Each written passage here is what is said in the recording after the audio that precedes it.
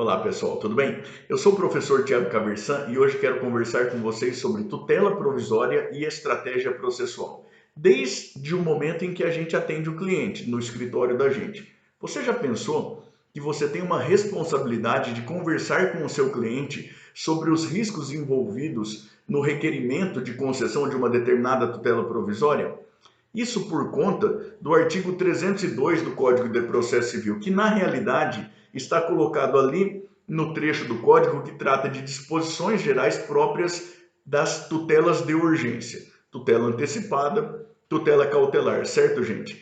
É que em determinadas hipóteses previstas ali no artigo 302, quem se beneficia da efetivação de uma determinada tutela de urgência assume a responsabilidade legal de indenizar danos que a parte contrária eventualmente tenha sofrido. Então, imagine só, você pleiteou uma determinada tutela antecipada ou uma tutela cautelar na petição inicial ou mesmo em qualquer momento do processo, arguindo probabilidade do direito do seu cliente, risco de dano ou de ineficácia do provimento jurisdicional principal lá, conseguiu uma tutela de urgência, efetivou essa tutela de urgência, o artigo 302 trata de hipóteses em que essa efetivação que ocorre por determinação do juiz, ela implica responsabilidade de indenizar a parte contrária. E isso vai acontecer, pessoal, por exemplo, quando o julgamento final for de improcedência do pedido do pedido da ação principal, vejam só vocês. Ou então, por qualquer motivo, cessar a eficácia dessa tutela antecipada ou dessa tutela cautelar. Ou ainda, quando o juiz, mesmo lá posteriormente, ou mesmo lá no tribunal, reconheça prescrição ou decadência. Vejam vocês o tamanho do risco disso. Quem que pode garantir com a mais absoluta certeza que você consegue uma tutela antecipada e que vai ser vencedor da demanda de qualquer forma? Vocês estão entendendo o tamanho do problema?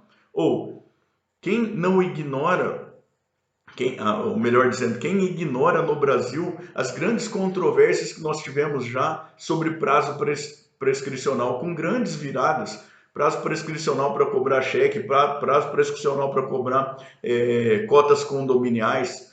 Se isso bate na trave lá no fundo, o seu cliente que conseguiu a tutela de urgência ao longo do processo fica obrigado a indenizar danos que eventualmente a parte contrária tenha sofrido. Ou então quando por qualquer motivo cessa a eficácia da medida. Por exemplo, se você que conseguiu uma medida cautelar depois não efetiva o aditamento do pedido para prosseguimento como ação principal. Imagine só, você consegue lá a tutela cautelar, acha que resolveu o problema, perde o prazo lá por qualquer motivo, ou entende junto com o cliente que já não é tão importante assim, cessa a eficácia da medida, responsabilidade de indenização da parte contrária.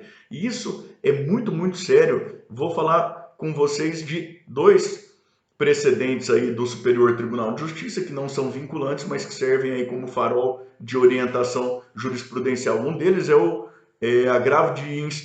agravo interno no recurso especial de número 1.630.716, que foi julgado em dezembro de 2017. Nesse julgamento, o Superior Tribunal de Justiça firmou o entendimento de que essa é uma responsabilidade que não depende de culpa ou de que se evidencie má-fé da parte autora para ser configurada. É uma responsabilidade objetiva, pessoal. O simples fato de ter existido a efetivação da medida depois de se configurar alguma das hipóteses do artigo 302 implica a responsabilidade de indenizar danos eventualmente sofridos pela parte contrária. E mais, nesse mesmo julgamento, o Superior Tribunal de Justiça entendeu que sequer depende de que o juiz, na decisão que extingue o processo ou que faz cessar a eficácia da medida anteriormente concedida, essa decisão sequer precisa tratar especificamente dessa responsabilidade. Entendeu o STJ que a responsabilidade decorre da lei, do próprio artigo 302, e que basta então a parte interessada pleitear a liquidação em um incidente de liquidação de sentença para poder, depois dos mesmos autos, efetivar o cumprimento de sentença contra quem até então era autor. Vejam vocês o tamanho do risco. E mais, no recurso especial de número 1.770.124, julgado agora em maio de 2019, o STJ entendeu que essa é uma sistemática que se aplica às tutelas provisórias em geral.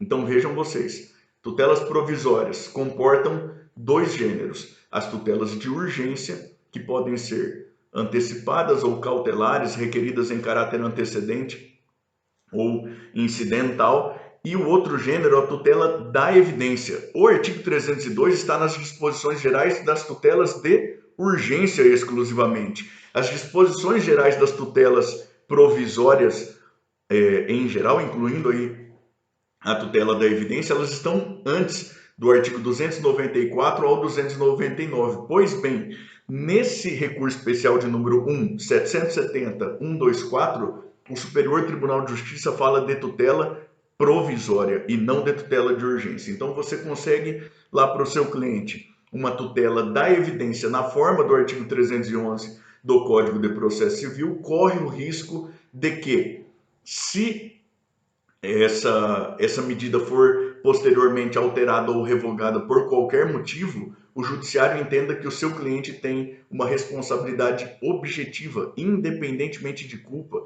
independentemente da configuração de má-fé, de indenizar danos que a parte contrária tenha sofrido. Então, é muito importante que você converse com o seu cliente sobre os riscos envolvidos com antecedência e que esteja consciente também desses riscos todos para balizar a sua atuação profissional, de modo a não sofrer surpresas e de depois precisar tentar justificar o que pode parecer injustificável ao cliente só lá depois de ter acontecido.